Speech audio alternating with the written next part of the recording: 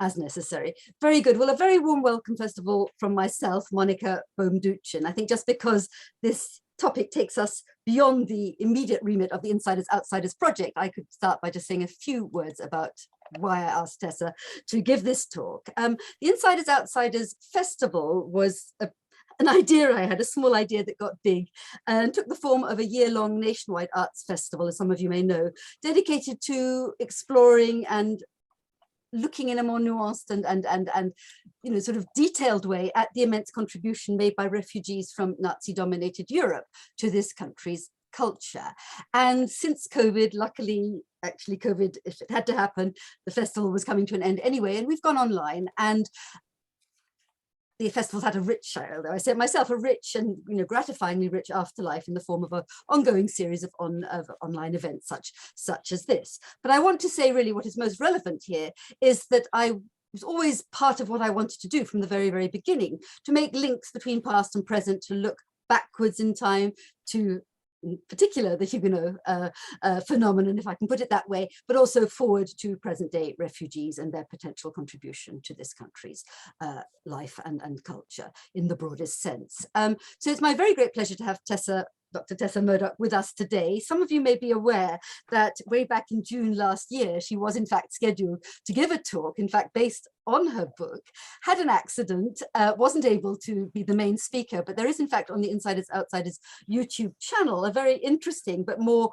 broadly introductory talk by Dinah Winch, who at the time was the director of the Huguenot Museum in Rochester, about which we will no doubt hear more, in conversation with Robert Winder, who's one of the trustees of the Migration Museum, another interesting and important enterprise. And Tessa chipped in, as I recall, Tessa, you did chip in a little bit at the end, but it wasn't primarily about the cultural contribution, and certainly not primarily about the arts. And I'm right too, aren't I, Tessa, that the book itself was delayed because of COVID and no doubt other things besides. So actually the only just, I mean, the delivery of stock was delayed. Okay. Actually, unloading from the port was what took the longest. Lovely.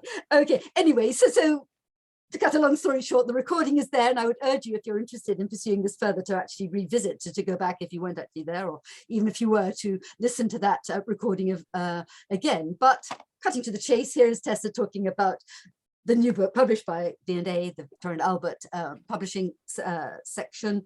And I, for one, greatly look forward to it. And judging by the numbers, I'm certainly not the only one. I've been delighted, I have to say, Tessa, you know, slightly not surprised exactly, but I wasn't sure how people who would normally be interested in the Insiders Outsiders project would, you know, take to something that would kind of take us beyond our immediate kind of remit, but much to my delight. Large numbers, fantastic. Let me start then, before handing over to Tessa, to telling you all a little bit about her. I suspect she'll be familiar to many of you, but let me just quickly run through the salient points. She's these days an independent art historian, a consultant and a curator, but until last year, she was the research curator of the Gilbert collection, the Rosalinde and Arthur Gilbert collection at the V&A, at the Victoria and Albert Museum, having previously worked there for a long time in the furniture, sculpture, metalwork and ceramic collections, and before that at the Museum of London.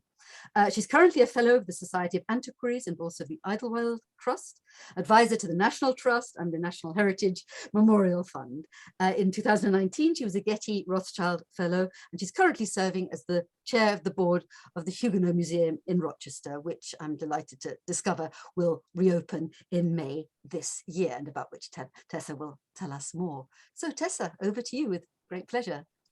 Thank you very much, Monica. And I thought I should perhaps share just a second of my pre-talk chat with Monica, who was asking me about not just my Huguenot ancestry, but also my Jewish ancestry. So I'm particularly proud in being able to claim both my Huguenot ancestry on my mother's side. I'm descended from a Huguenot goldsmith called Edward Fellin, who was working in Covent Garden in the first half of the 18th century, having been apprenticed to Augustin Courtauld, of course, a Huguenot family name that really needs no introduction at all. And on my father's side, from Jewish great-grandparents who came over from Hamburg and Karlsruhe in the late 19th century. So I have always been aware of this fascinating parallel between those waves of immigration of the Huguenots in the 16th, the 17th and 18th centuries, and the Jewish wave, particularly in the late 19th and early 20th century. And of course, they settled particularly in the east of the city in Spitalfields, where you can see today what was built as the Huguenot Church in 1743, funded by the Bosanquet family, became a synagogue in the 19th century, and of course today is a mosque. That's at the corner of Fournier Street and Brick Lane. But to return to the Huguenot story, some of you possibly saw an exhibition which I helped to curate at the Museum of London in 1985, which marked the tercentenary of the revocation of the Edict of Nantes. And it was called The Quiet Conquest as opposed to the Norman Conquest. And it looked particularly at the refuge of the late 17th century of Huguenots from France. Deliberately for my present publication, Europe Divided, Huguenot Refugee Art and Culture, I have gone back to the mid-16th century to the establishment of the first Huguenot church in the heart of London in Threadneedle Street, shared community with the Dutch church, and then to look at where they settled beyond London, Canterbury from the last quarter of the 16th century, various places in the southeast, the southwest, and by the late 17th century, as far afield as Edinburgh. So today we're going to be focusing particularly on their artistic and cultural contribution. But just to remember, and this is where I discover that my slides don't want to move forward. Yes, they do. That's great. The considerable pressure under which they had to leave France, and really the late 17th century and the actual revocation of the Edict of Nantes signed by Henry IV of France in 1598, which gave the Huguenots a measure of freedom of worship. They were allowed to build temples outside the walls of various cities, provided they didn't upset the Catholic populace. But by 1685, Louis XIV's signature to that document at Fontainebleau was really just the act of sealing the document. The Huguenots had experienced successive waves of persecution, and particularly in the 1680s, when troops were billeted on Protestant families who were really put under great pressure to abjure their Protestant faith and become Catholics. And I am particularly fascinated by this set of satirical prints that was published in Amsterdam by Jacob Gohl, who's the brother-in-law of the celebrated Huguenot designer, Daniel Marrow, who works for William III particularly, and is actually resident in London, attending a Huguenot church off Leicester Fields, in fact, on the site of the Orange Street Chapel, in between the Portrait Gallery and the National Gallery, which of course there is still a chapel on the site today. And I particularly like this representation of the Sun King, who has lost his face and acquired a slightly frowning caricature of the sun instead, demonstrating his role as the persecutor of the followers of John Calvin, the theologian that the Huguenots followed from the early 16th century. But I'm also going to talk about members of the Huguenot community in London whose parentage was more complex. So here we have the great sculptor, Louis-Francois Roubilliac, probably the greatest French sculptor to work in this country in the 18th century. And he was baptized a Catholic after the revocation, when there was no other option, really. But we know now that by 1710, his family had left Lyon, his native city, and settled in Frankfurt, where they were closely connected with the Protestant church. In fact, his father, Pierre, was teaching French as a foreign language, and then moved on to Saxony and to Dresden, where Roubilliac trained at the court under the great German sculptor Balthasar Pamoser. And here you see Roubiliac modeling a statue of William Shakespeare that had been commissioned by David Garrick of Huguenot family, was David Garrick. David Garrick actually posed for this statue, and this is the model.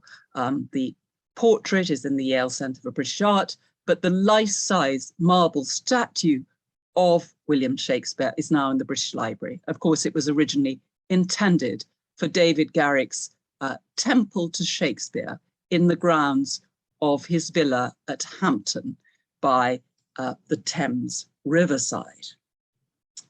And Roubiliac married 4 times during his working life, based in London. He was here from 1730 until his death in 1762. And this is his 4th wife and companion, Celeste Regnier, from a Huguenot family who specialized in dealing in prints.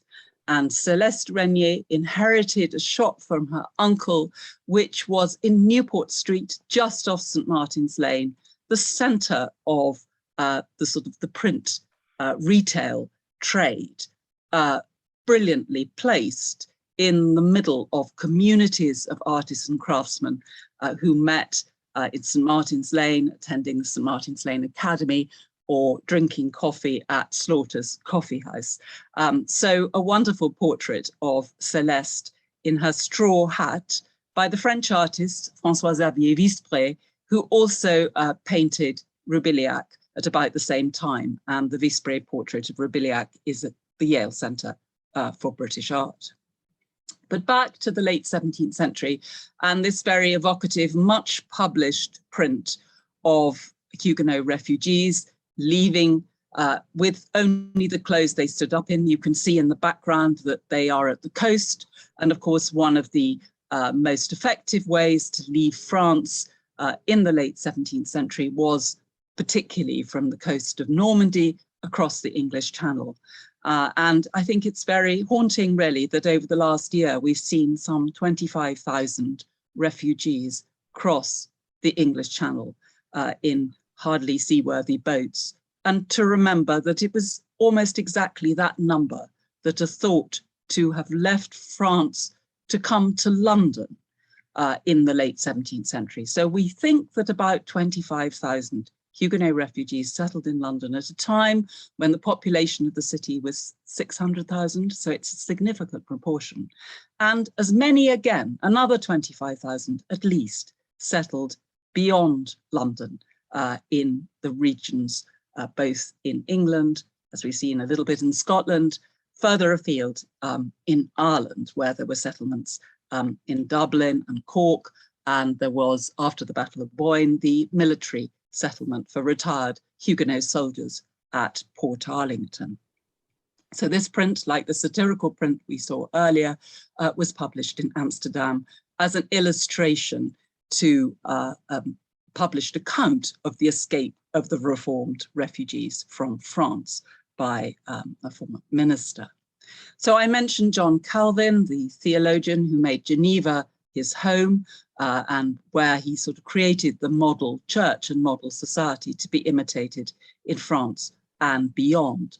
And this remarkable portrait is actually in the family collection of the Bouveries, the Earls of Radnor, who were themselves of, technically speaking, Walloon origin, but became closely linked with the Huguenot community from the 18th century, taking up the role of governors of the French hospital, La Providence, founded in 1708 by Jacques de Gattigny, William III's master of his buckhounds, but endorsed with a royal charter by George I in 1718, when a new purpose-built hospital was constructed. Previously, they'd used an old pest house.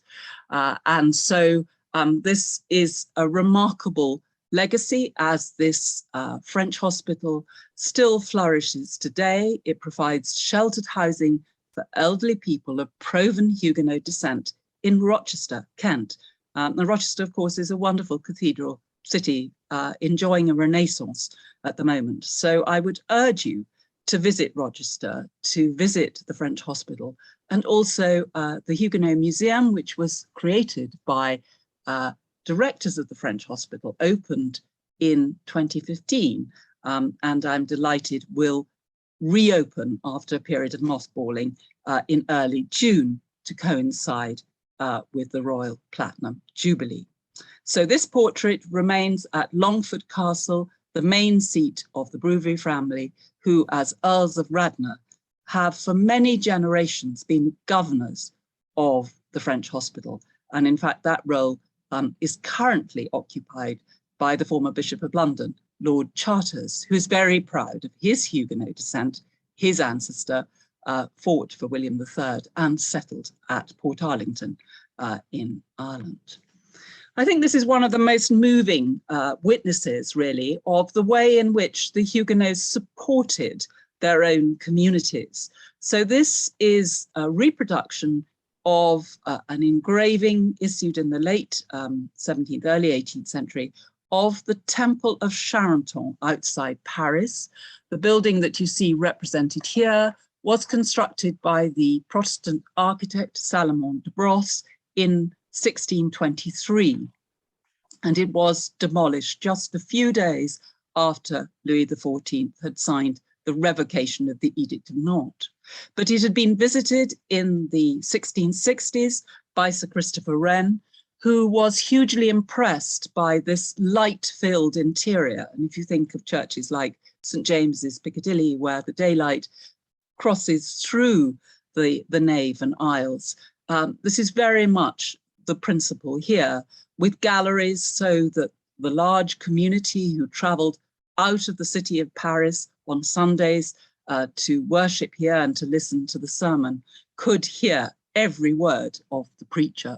But this print was published by members of the Society of Parisians. It was a friendly society which you could join provided you were aged between 18 and 41. There was a limited number, but they would come to the rescue if you fell sick, or they would also pay the cost of funeral expenses.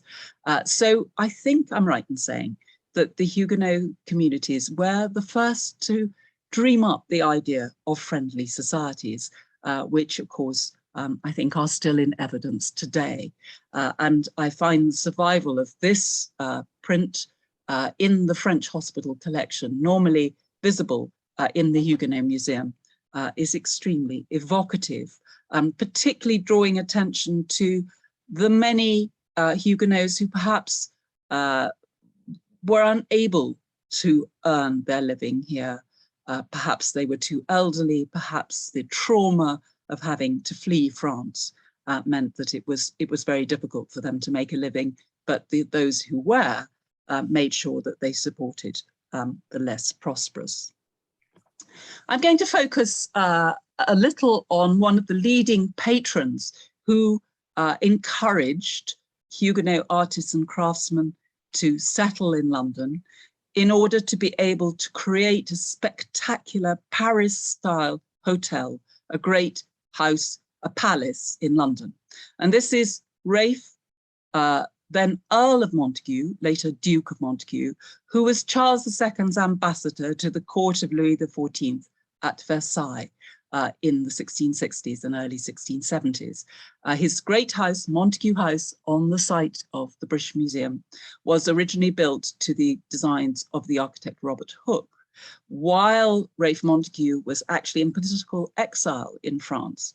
He leased Montague House to the Earl of Devonshire, and tragically it was pretty much destroyed by fire in January 1686 and was rebuilt allegedly by an architect named Puget. There's been much debate as to whether this was the great sculptor Pierre Puget, allegedly rebuilt with funding from Louis XIV.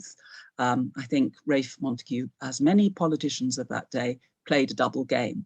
But the result was a spectacular town palace, and the interiors were richly decorated with paintings by French artists, including the Huguenot Jacques Rousseau, who was responsible for these spectacular landscape scenes. The one on the right shows Diana surprised by Actaeon, who's being turned into a stag as he flees away from the sight of her bathing. And this spectacular use of sort of trompe-l'oeil in the ceiling attracted a lot of interest by contemporary artists. And in fact, William III himself came to visit the house to see the completed painted interiors, and was apparently inspired by what he saw in creating the interiors at Hampton Court. And in fact, Ralph Montagu was also William's master of the wardrobe, and so he was able to introduce the same team of artists and craftsmen to work for the royal courts, as had first worked for him at Montagu House.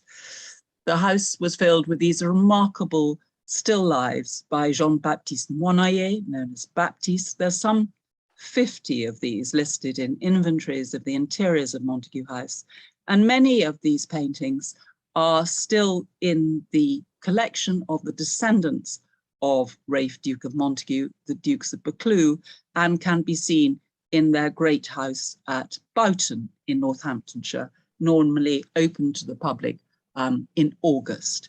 But they were used as overmantels and overdoors, and the exquisite painting of flowers that bloomed at all times of the year, and also this wonderful luxurious gilt vessels and sumptuous textiles. And we know from the inventories and the bills that survive for Ralph Montagu's expenditure that he was using the very best velvets and silks to furnish the interior. Also notice the remarkable original carved gilt frame, which we know is the work of the Paulette family, the father Jean and his two sons, Thomas and René, that came from Paris via Amsterdam and were established in London in the late 1680s, and then went on to work for the royal court as well. Ralph Montagu encouraged a very talented Protestant painter, Louis Chéron, to come over from Paris in 1693. It's intriguing. There's in fact a wonderful exhibition of Chéron's work at Caen in Normandy, and I was there at the weekend to see the work of curator François Marandet, who has demonstrated how important Chéron was, not just as a decorative artist, but also as a teacher. He was to found the first academy, art academy, in St. Martin's Lane, and to introduce really revolutionary the opportunity of life drawing from the female model, which did not occur in France until after the Revolution, so well into the late 18th century. Anyway, this is a decorative painting by Louis Chéron in the Great Hall at Boughton House, and it shows the marriage of Hercules and Hebe with the mantle of night being drawn back, the composition inspired by Lebrun's painting in the Galerie d'Apollon in the Louvre. And I'm happy to say that the present Duke of Buccleuch is engaged in a wonderful project to conserve, clean and restore the paintings by Chéron. And I think 3 or 4 of the stateroom ceilings have now been treated. And not yet the Great Hall, but this is such a dramatic composition that I thought I should share it with you. And then the furniture, in fact, this billiard table was actually delivered for the use of the household at Boughton. It was set up in the attic where it was used by members of the household, presumably to while away evenings when the family were not in residence. And Boughton was probably 2 days' journey from London, and the family probably used it mainly in the summer months. So the billiard table was made by a specialist, Pierre, who also made parquet floors. And some of the parquet floors survive at Boughton. And he was also paid huge quantities of money, something like £5,000 for the parquet flooring at Montague House as well. So just to remind you that billiards was a very popular recreation at the court of Louis XIV. So Ralph Montague, having been ambassador at that court, was picking up on fashionable pursuits that he had become engaged with in France. I particularly like this one of a pair of tables supplied by Russet, which has this conspicuous Languedoc red and white marble top. In fact, it was a marble that was reserved for the use of the French monarchy. And so it was presumably by special permission of Louis XIV that Ralph Montague was permitted to use Languedoc marble for some of the furnishings, I think originally for Montague House, but of course when Montague House was destroyed to make way for Robert Smirke's British Museum in the mid-19th century, much of the furniture from Montague House had been moved first to Montague House, Whitehall, and then to Boughton. So the rich furnishings of Boughton really belies how the house would have been furnished in the early 18th century. So I mentioned the fact that the Pelletier workshop were also supplying the royal palaces. After Jean Pelletier, the father, dies in 1704, his elder son, Thomas Pelletier, takes over as cabinet maker to Queen Anne and supplies a number of giltwood tables and frames for royal use. This example is, I think, today in Buckingham Palace, but was probably originally supplied for Kensington Palace. Well, I mentioned Daniel Marrow and his relationship with Jacob Gohl, the engraver and print seller in Amsterdam. Daniel Marrow was trained at the court of Louis XIV at Versailles under Jean Perrin and Jean Lepautre.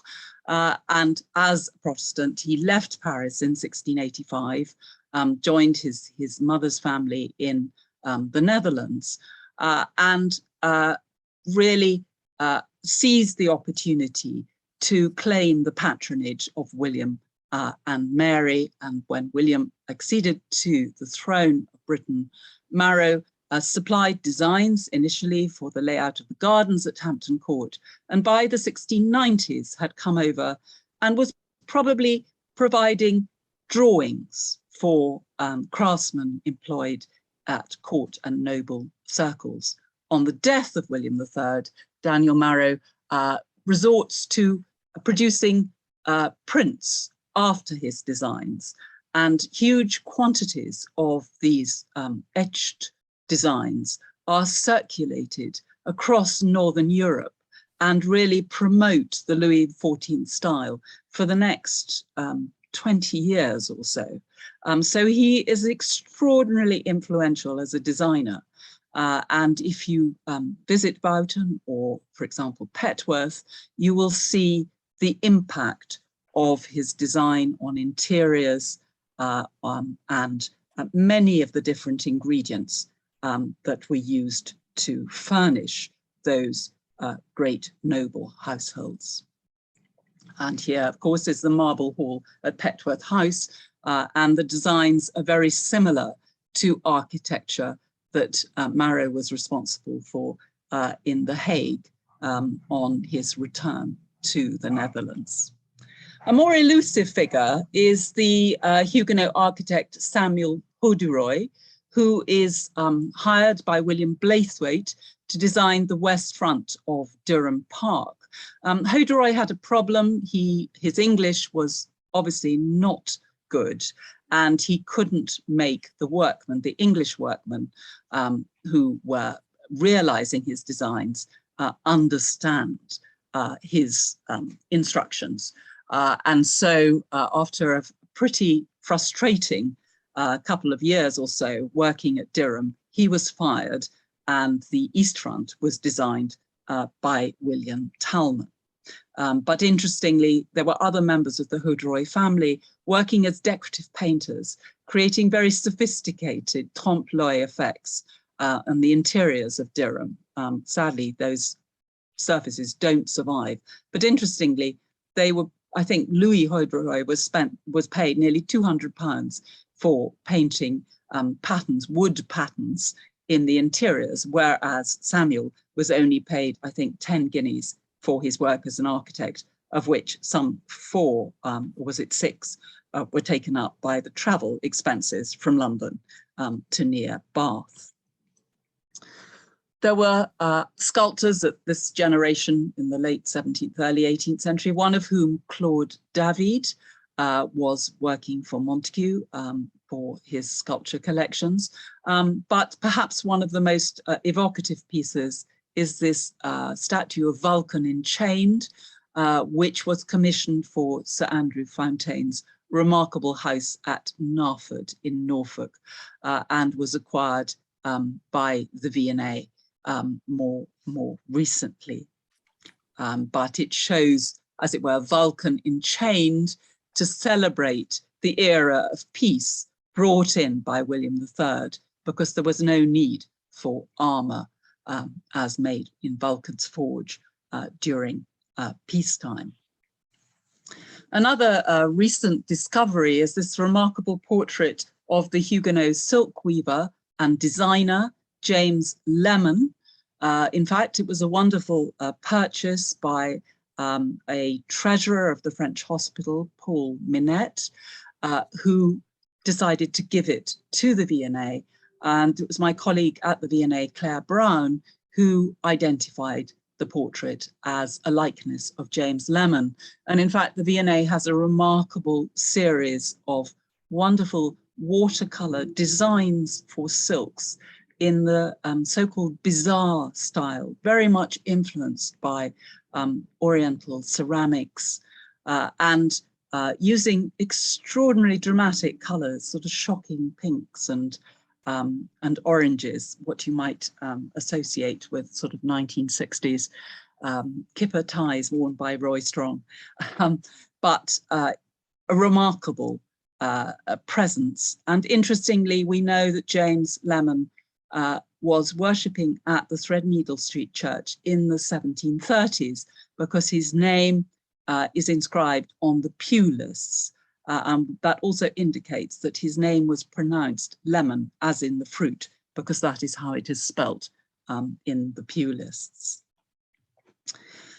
Also in the V&A, a travelling clock by James Paulette that includes the royal cipher for Queen Anne, and was probably intended as a royal gift, possibly a diplomatic gift.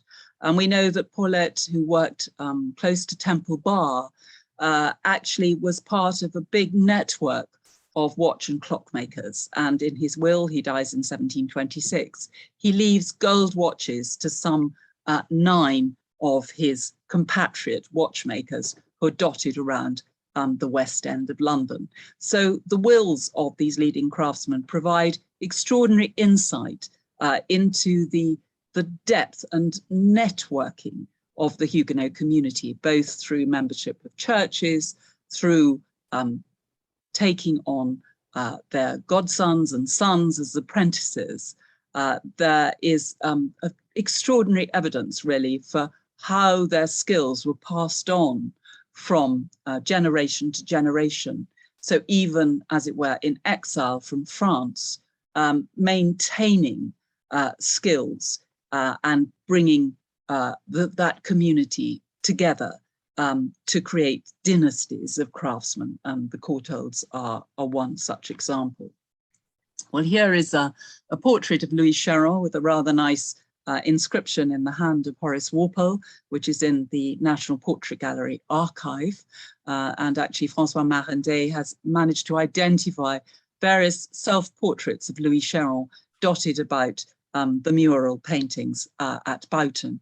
And indeed, even in one of the altarpieces that Cheryl painted for Notre Dame Cathedral in the 1680s. He was a prize winner trained at the French Academy in Paris and in Rome, and executed a rather wonderful Pool of Bethesda mural for San Pantalone in Venice before coming back to Paris, and again, before moving on for the rest of his life. He died in 1725 in London. Here is an example of his academic life drawing from the British Museum. There are 2 albums of drawings acquired at Louis Chéron's sale after his death by the Earl of Derby, and then acquired by the British Museum in the mid-20th century. But they do provide extraordinary evidence for Chéron's work drawing from the old masters in Rome after Raphael and Annibale Carracci, and then his role as a teacher at the St. Martin's Lane Academy. His emphasis on anatomy, and William Cheselden, the surgeon, was one of a number of medics who attended the St. Martin's Lane Academy. And of course, that was a tradition that developed in the later generation when the Royal Academy of Arts was founded and established. And here, evidence for the drawing of the female nude in the St. Martin's Lane Academy, which was extraordinarily influential. We know that the young William Hogarth attended Chéron's Academy, and I was rather astonished to find that there was absolutely no mention of Louis Chéron in the current wonderful Hogarth in Europe exhibition at Tate Britain. So he definitely deserves an exhibition in this country, as I will suggest when I review the Caen exhibition for the Burlington. Here is Hogarth. It's an early 19th century sketch by J.T. Smith, but showing Hogarth, if you remember, he started his career as an apprentice to Ellis Gamble, having to engrave coats of arms on silver. So Hogarth had many, many connections in the French community in London. Some of them are Huguenots, some of them were opportunist Catholics who came over to work as engravers. But it's worth bearing in mind, we think of Hogarth as quintessentially British, but actually some of his best images owed a great deal to French interpreters. Oh, another fascinating character, Paul Crespin. This portrait actually descended in the family of Barrow, B-A-R-R-A-U-D, watchmaking, clockmaking family who were working in the City of London, eventually emigrated to New Zealand. So we brought it back for the exhibition at the Museum of London in 1985. And when it was sold at Sotheby's, I was delighted the V&A were able to acquire it. Here is Crespin holding a vase, which is apparently an antique. And it raises the question of goldsmiths also dealing in earlier works. We don't know much about his training, but Crespin worked closely with Nicholas Sprimont, about which more hereafter. This is a pair of wine coolers made by Crespin supplied by Crespin for Lord Chesterfield for his embassy to The Hague in the late 1720s. In fact, there were just a few months to bring together all the silver necessary for an ambassador. And Crespin had to send down the road to Paul de Lamery, who he knew had made a pair of wine coolers for the Duke of Norfolk a few years earlier. So these wine coolers are actually marked by Paul de Lamery and then overstruck by Paul Crespin. So providing documentary evidence for subcontracting, which was such an important aspect of meeting deadlines in supplying. Well, I've mentioned the importance of engraving and sort of percolating the latest ideas in design. And Paul Foudrenier is one of the leading engravers of architectural elevations and plans, also working as a stationer strategically in the centre of London at Charing Cross. You can see here his trade card from the Heel collection at the British Museum, which is designed by William Kent, the designer, architect, decorative painter.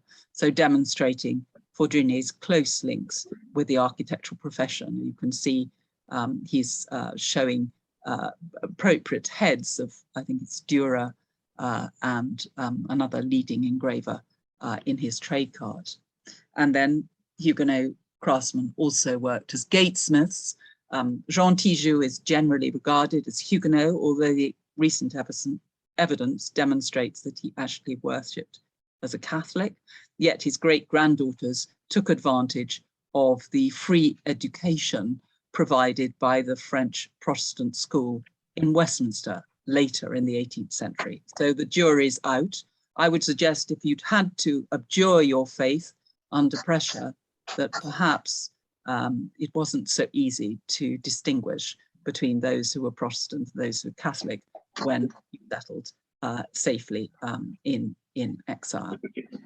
These remarkable railings from Chesterfield House recently passed through Sotheby's and are now in a private collection in Belgium, but they were originally made for the first Duke of Chandos Cannons, Edgware, that great, I suppose, almost country palace, and bought at the sale on the demolition of cannons and modified for use by the same Chesterfield, who owned those wine coolers for Chesterfield House, Mayfair, tragically demolished in the 1930s, are one of the motivators for the foundation of the Georgian group.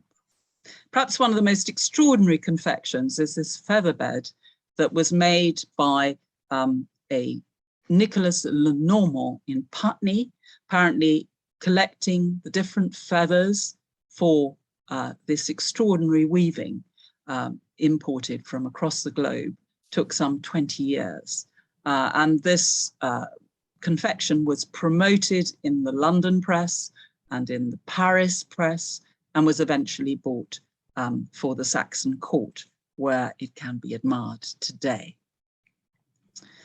Well, I mentioned Paul de Lamery earlier, perhaps the most celebrated name associated with Huguenot silver. Here's a fine example of a tureen of new form introduced probably by Paul de Lamery in the 1720s. There's another pair at Woburn made for the Duke of Bedford.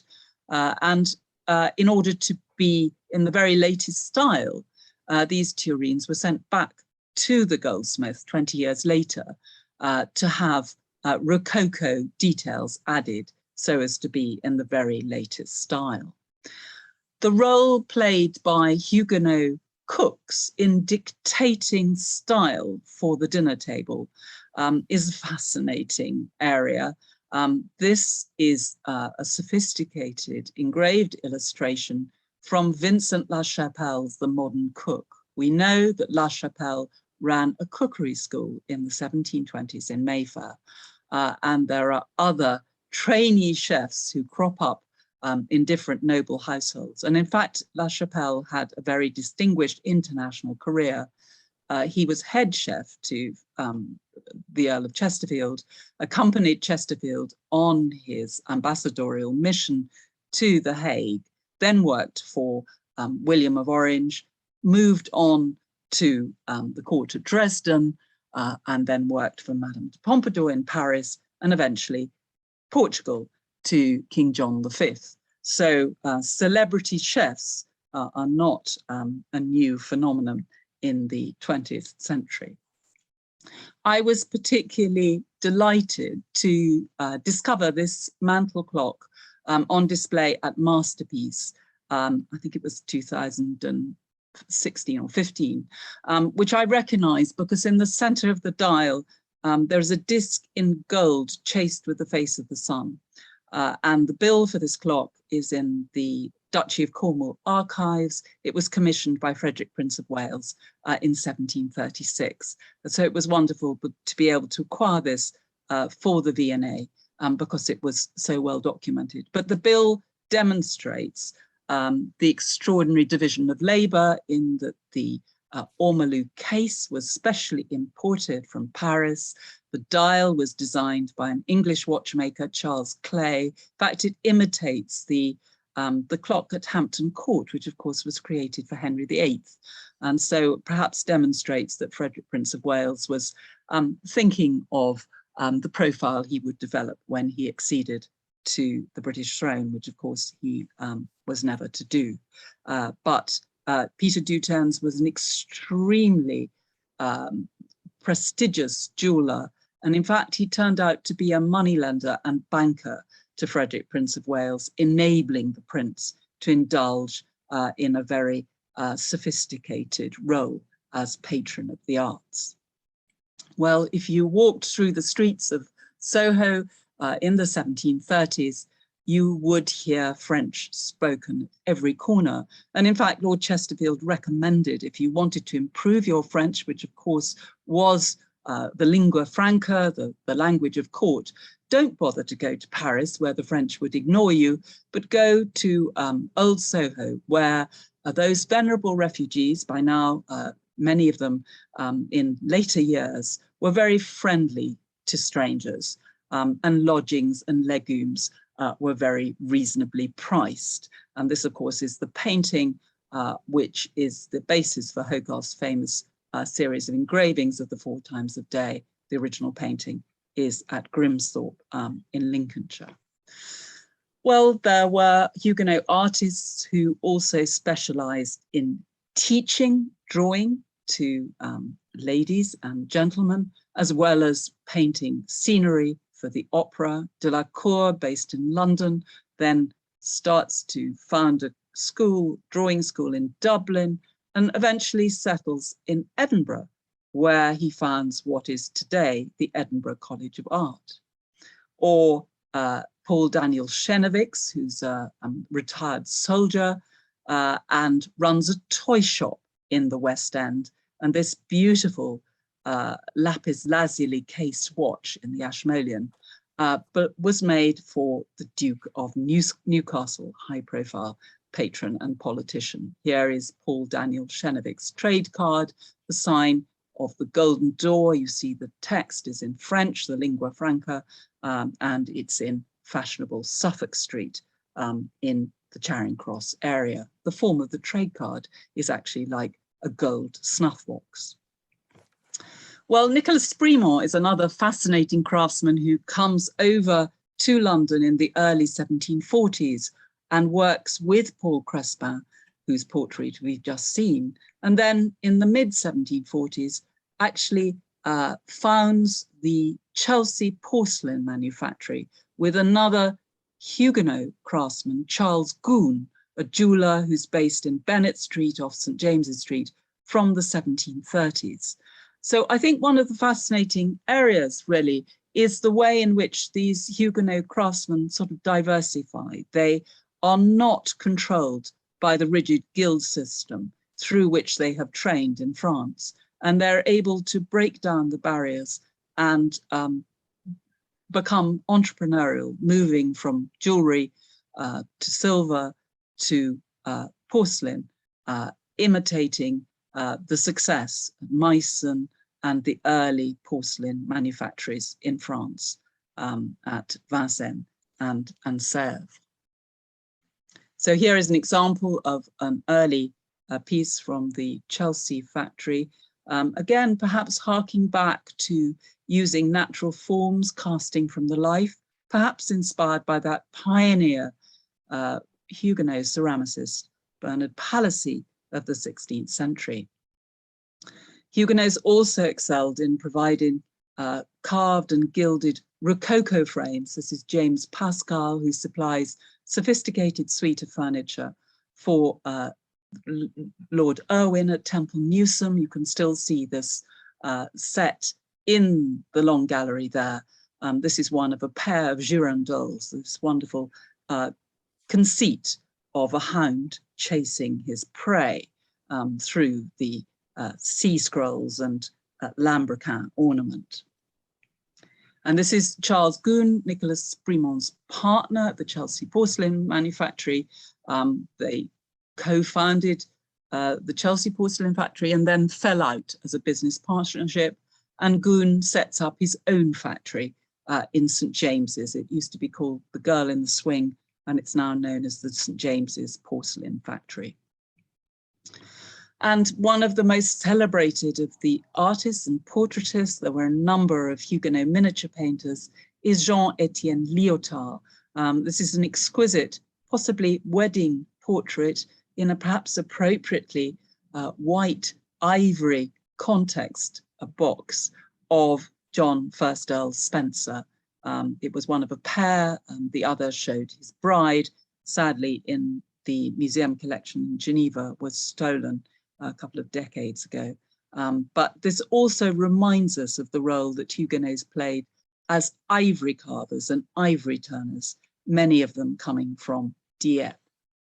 They played an important role in medicine, and this is a portrait of Mathieu Mati, who also combined a role as under-librarian at the New British Museum in the 1750s, where he was later able to acquire a whole series of portrait busts by his compatriot Roubiliac for the British Museum collections. And you can see this portrait on display just outside the Rothschild collection, the Waddesdon bequest at the British Museum. Well, we saw Roubiliac's sketch for the Roubiliac for the Shakespeare for Garrick, and here is the realised commission today in the British Library. That obviously was expensive, but Garrick's role in Shakespeare's Richard III was commemorated by the Huguenot engraver Charles Grignon, who worked with Hogarth to produce this very well-known image. And Grignon was part of the dynasty of clock and watchmakers established in Covent Garden, but studied drawing under the French artist Gravelot alongside Gainsborough, and was regarded as one of the pioneer engravers in London in the 18th century. And then there were Huguenots who took advantage of fraudulent behavior. So Claude Passover from Switzerland took over the carpet manufactory that had been established by Parisot in Fulham, and in fact attracting deserters from the Gobelin manufactory, who, if they'd returned to Paris, would have been hanged for desertion. Passover ensured that they had a future, moved the manufactory from Fulham to Exeter, and created just, I think, only a couple of these wonderful surviving carpets, one in the V&A and this example, the Butte collection from Mount Stewart. And even in the 1750s, the leading cabinet maker in London was a Huguenot who had evidently trained in France before coming back in the late 1750s to establish his business off Tottenham Court Road, Peter Langlois. This is an example of his work in the Royal Collection. So I'm thrilled that the V&A has recently repatriated this portrait of Nicholas Spremont, who was with his Huguenot-born wife, Anne, behind him, and sister-in-law, Susanna, who helps to run the porcelain factory at Chelsea. So demonstrating the way in which the Huguenot community accepted members from a Catholic background. Spremont was brought up in the bishopric of Liège. And again, the sort of third generation Huguenot, Stephen Rimbaud, who specialized in making musical clocks. This rather wonderful portrait of Rimbaud in the collection at Tate, Britain. So many of you will be familiar with the extraordinary history of the patriot Paul Revere, who was from a Huguenot family near Bordeaux, whose father took refuge in the Channel Islands in Guernsey, came over, was trained in Boston, and his son Paul succeeded in the business of silversmithing. In fact, Paul Revere was really the American equivalent of Matthew Boulton, industrialist, entrepreneur with of copper and a whole range of productions on a large scale in the late 18th century. But of course, he's best remembered for his patriot ride as immortalized in Longfellow's poem. Yet another engraver who had a very high reputation on the continent, in fact, supplying prints in Germany and in Switzerland from his London base. And I thought I would end this evening's talk with this very evocative pair of gold chocolate cups, which were fashioned by the Huguenot goldsmith Jean Chartier, who came from Blois, and they were made out of recycled mourning rings that belonged to Anne Houblon, who married into the Palmerston family of Broadlands. And we've worked out that each of these gold cups represents 11 gold mourning rings that would have been inscribed with mottos recalling the very eminent members of the Houblon family. The Houblon family had settled in London in the 1560s. Again, they were of Walloon stock, but played a very high profile in the late 17th century with the sort of economic revolution, the founding of the Bank of England. Sir John Houblon was the first governor of the Bank of England. He was Lord Mayor of London and also master of the Grocers' Company. And Anne Houblon, in her will, bequeaths these chocolate cups to her husband, reminding him that every morning they would drink bitter chocolate in memory of her distinguished ancestors, as a sort of memento mori. And I think that these really epitomize the extraordinary and very diverse contribution of which I've tried to provide a whistle-stop sketch this evening, that the Huguenots made in so many different areas to the culture of the British Isles. Thank you so much for your attention. I would be delighted to try and answer any questions. And I'm very grateful to you for tuning in to listen to me this evening, and to Monica for this opportunity. Just a final advertisement. If you enjoy reading historical novels, I can not recommend highly enough the work of Kate Moss, whose latest book, now in paperback, The City of Tears, is a story set at the time of the massacre of St. Bartholomew in 1572. There's a flyer from my own book there, which is richly illustrated, so promises not to disappoint. I am very grateful to Robert Dalrymple for a beautiful design, a Huguenot pendant cross from the V&A's collection. And if you want to hear Kate Moss in conversation with me on Thursday, March the 10th, there are still tickets available to be there on site, and books both by Moss and Murdoch will be sold and signed, but you can also attend online, or you can register and get a recording to watch at your convenience. So, end of advertisement. Thank you. Thank you so very much, Tessa. As fully expected, that was dense, packed with fascinating information. I think we should all listen to the recording again to take it all in perhaps more carefully, and could have listened much longer. So thank you so very much, and you wear your learning so very lightly as well, which is always a pleasure. Let me spotlight you so that everybody can see you rather than everybody else, and maybe I will just spotlight myself for the record. Good. We don't have a huge amount of time, sadly. I noticed one or two interesting questions, but now is the moment. If you have anything you'd like to ask or comment on, please do so. Tessa, perhaps I can set the ball rolling. I was going to leave this till last, but since you mentioned Kate Moss's book and the massacre of St. Bartholomew's Eve, I think it's quite an important point, isn't it, that was kind of implicit in what you said, that, you know, with the Huguenots, as perhaps with the Jewish refugees from Nazi Europe in the 1930s, there are many success stories. Their contribution was immense, diverse, hugely rich, and indeed long-lasting.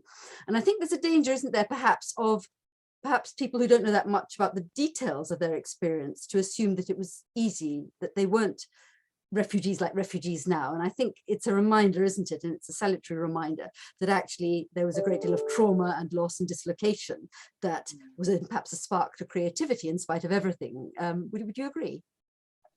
Yes, I mean, I think that what is remarkable is the way in which those who succeeded supported those who were less successful. So there's a moving witness of Paul de Lamery actually underwriting the admission of presumably one of his colleagues in the goldsmith's trade, Jacques Ray, who's taken to running through the streets of London crying oranges and lemons. He's obviously has mental health problems.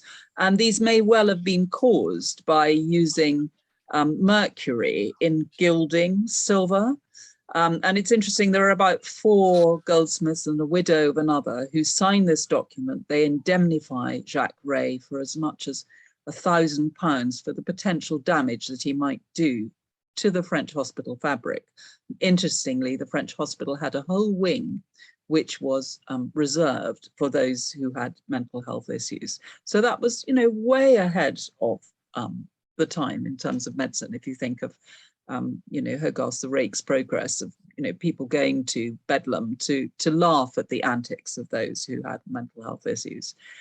So there's a very, very strong awareness of the need to support those who required such a support. And it, you know, it also, there were house-to-house collections across the country.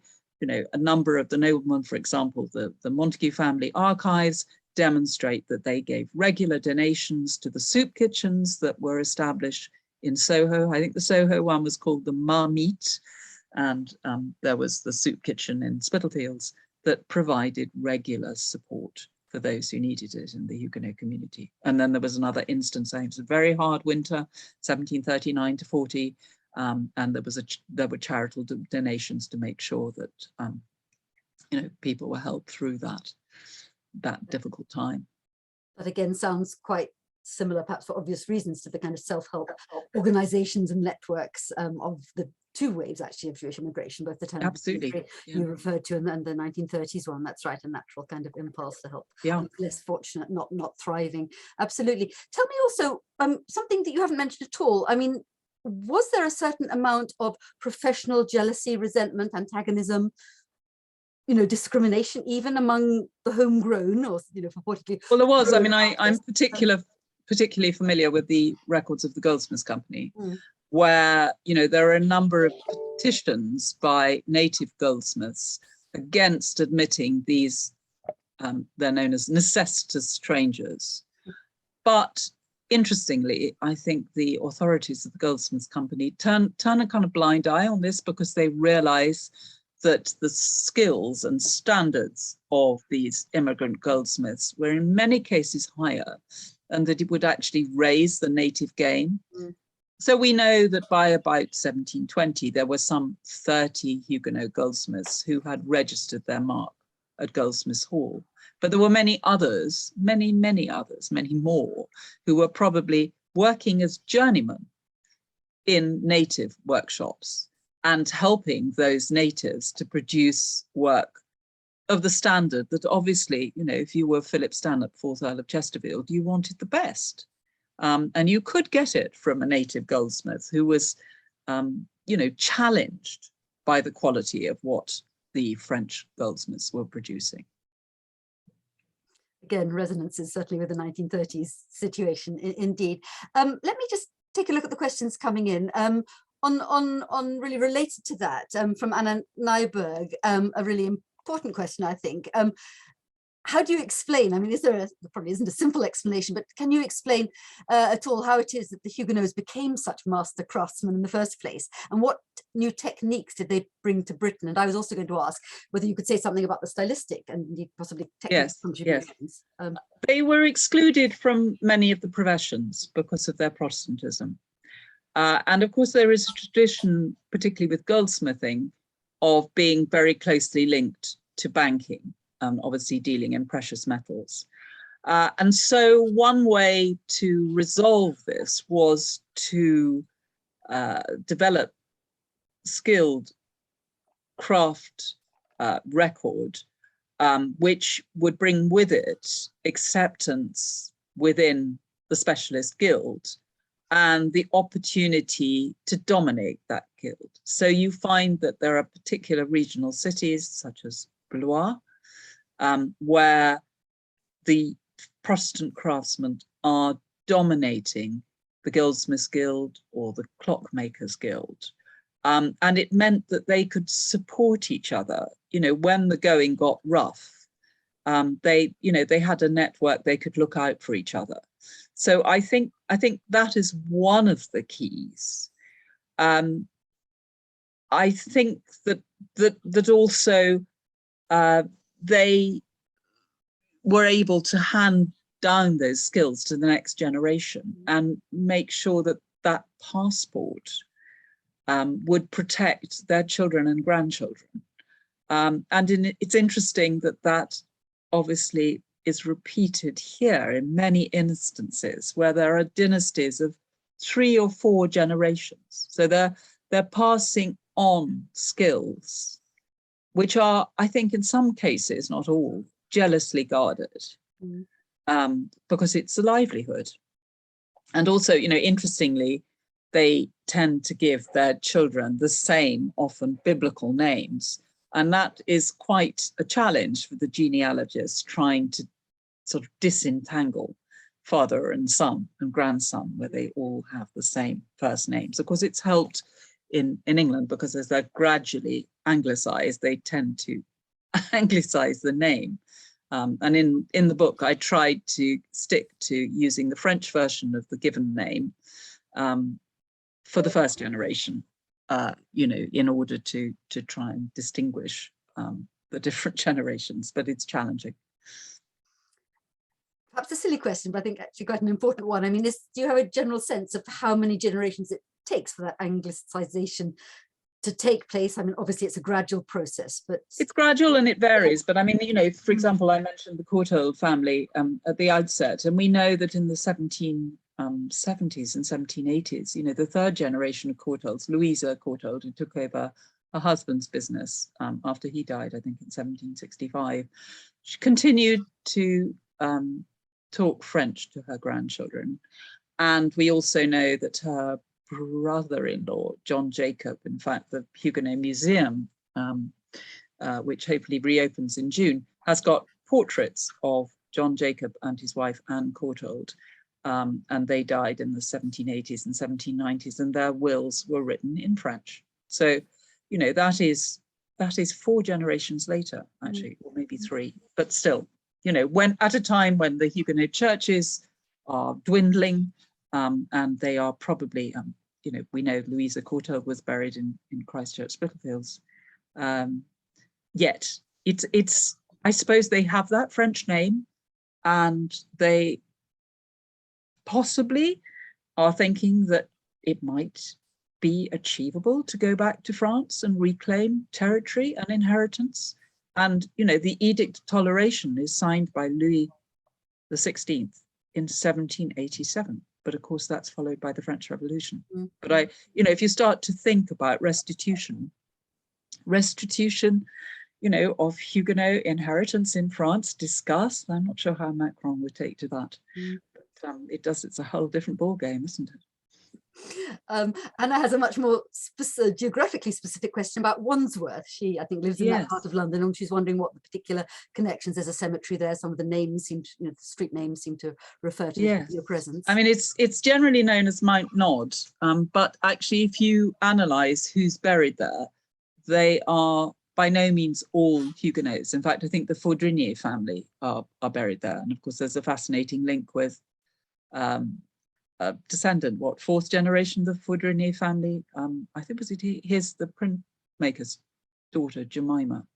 I think I'm right in saying she was the mother of Cardinal Newman, St. John Henry Newman. So it's not just a Huguenot cemetery, but I believe it has recently been cleaned up, restored, and open to the public. I haven't yet been there, but maybe you can tell us, Anna, if you've walked around it. I think the cabinet maker William Weil is buried there, and you know, I thought, well, maybe he was of Huguenot origin, but I don't think so. Just to say, it's always open. Even during COVID, it was open. I've been to visit it lots of times. And so the inscriptions are quite well preserved. Extremely ancient. No, they're very ancient tombstones. It's very hard to make them out, but there is a little bit of information on a panel as well.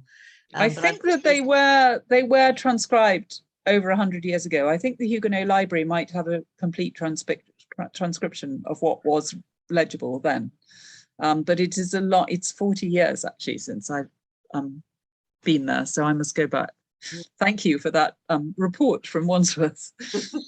We have another geographical question, which I don't think, Tessa, we've got quite time to address, from John Langdale, but just asking about what other countries in Europe did the Huguenots go to? Did many go to Switzerland? And John, perhaps I can direct you to the recording of the talk by Dinah Winch, where she does actually give quite a lot of very useful general background of that, information of that kind. So do check. Well, my introductory chapter of my book goes into that in some detail, because I think it is that extraordinary international network which adds so much to their success, particularly in marketing abroad. But yes, Germany, it used to be thought that the greatest number of refugees went to the Netherlands.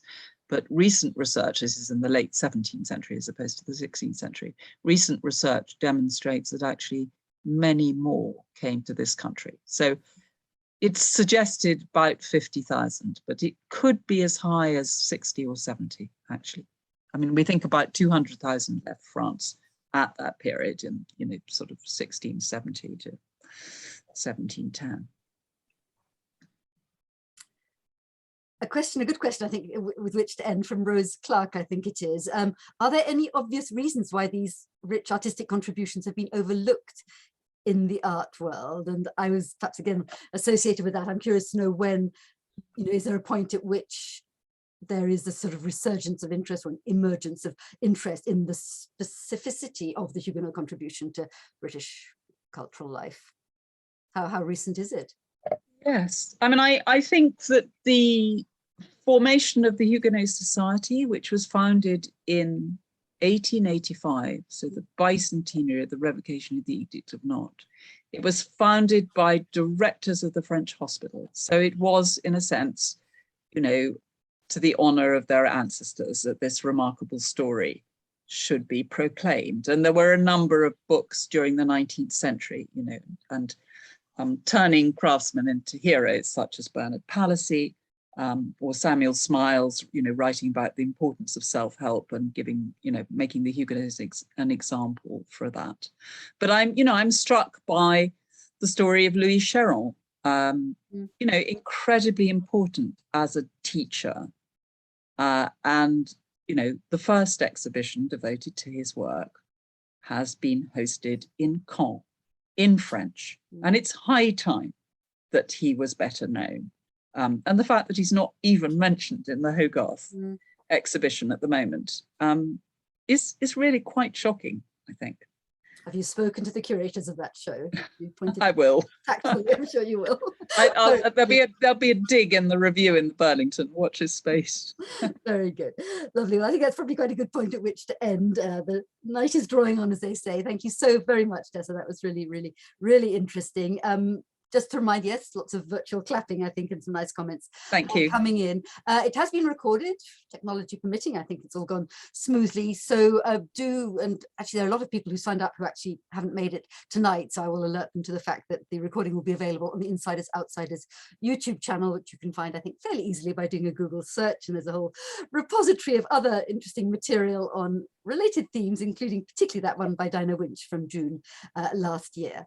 Good. Tessa, did you want to say something about the job opening at the museum? Does that seem? Oh yes, thank you for reminding me. So I've actually been busy posting today a job advert for, it doesn't sound very glamorous, but it's an operations manager at the Huguenot Museum in Rochester. And I don't know if you are familiar with Rochester, but it really is a very beautiful, compact cathedral city that is becoming ever more prosperous and desirable, actually. There are other interesting cultural opportunities there, like Restoration House, which has been restored by a remarkable couple, incredibly committed. And of course, Kent is the front line for the present wave of refugees. So the opportunity of working with, particularly the younger generation of those refugees to open up opportunities, and there are obviously charities working out of Canterbury, I think, particularly on that front.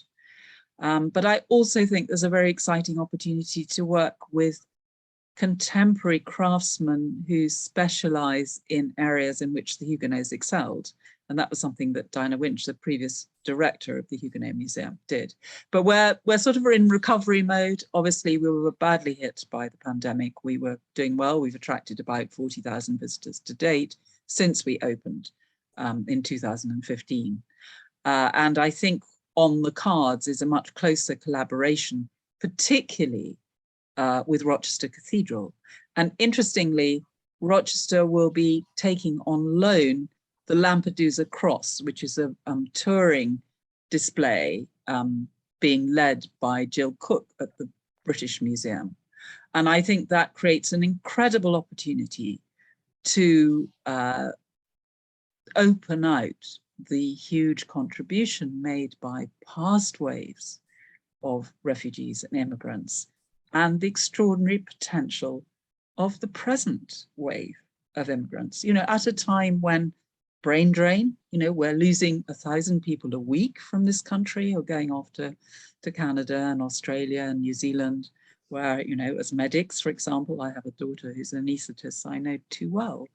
You know, their skills are properly recognized and they're being paid fairly and given a sort of sensible working hour week instead of having to work something like 70 hours a week or whatever. So I think it's a very exciting opportunity for the right person.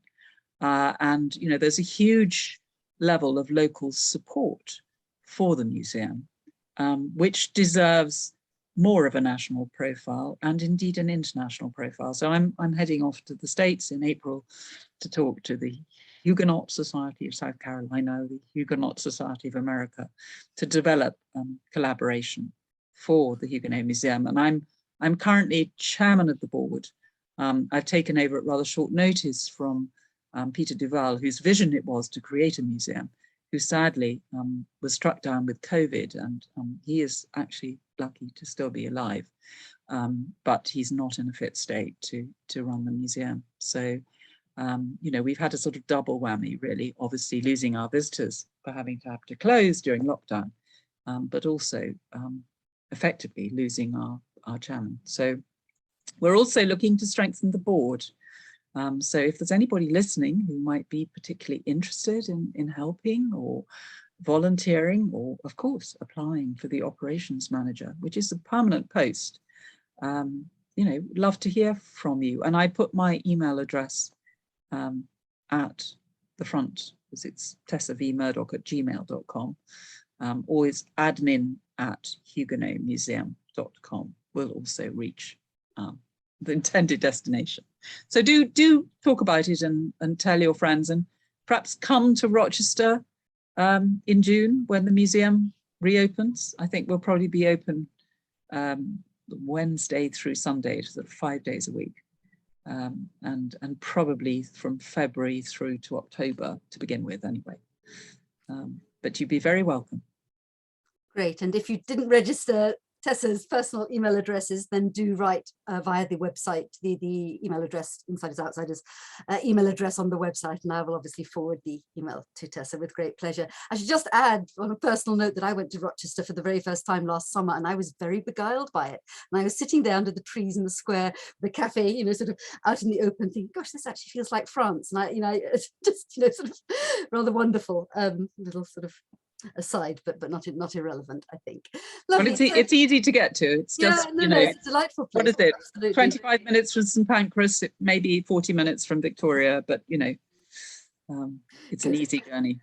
Lovely. Tessa, again, thank you everyone for listening so attentively, and yes, I hope to see you again at further events, and as I say, watch out for the recording. Tell everybody you think might be interested also. And come to the V&A on the 10th of March. You'd absolutely, be very welcome. That sounds interesting. I plan to buy a copy of Kate Moss's book. Lovely, thank you, good night everyone. Thank you very much. All the very Bye-bye. Bye.